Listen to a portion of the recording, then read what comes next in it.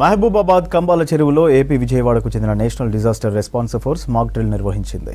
ప్రమాదవశాత్తు చెరువులో పడిపోతున్న బాధితులను రక్షించే విధానాన్ని కళ్లకు కట్టినట్టు చూపించింది. బాధితులను ఒడ్డుకు చేర్చిన తర్వాత అందించాల్సిన ప్రథమ చికిత్సను వివరించారు ఎన్డీఆర్ఎఫ్ అధికారులు. ప్రమాదాలు, ప్రకృతి విపత్తులు వచ్చినప్పుడు అప్రమత్తంగా ఉండాలని సూచించారు. మన కంబాల చెరువులో, మహబూబాబాద్ డిస్టిక్ కంబాల చెరువులో ఒక ఫ్లడ్ సంబంధించి మాక్ ఎక్సర్సైజ్ కండక్ట్ చేశాం సార్. ఇది మన కలెక్టర్ గారు ఈ డేట్ ఫిక్స్ చేసే 27th రోజు మన కంబాల చెరువులో ప్రోగ్రామ్ చేయాలనేసి చెప్పారు. ఎప్పటి నుంచో ఇది మన ఫ్లడ్స్ మీద అవగాహన కల్పించడం కోసం ఈ ప్రోగ్రామ్ అనేది చేయడం జరిగింది.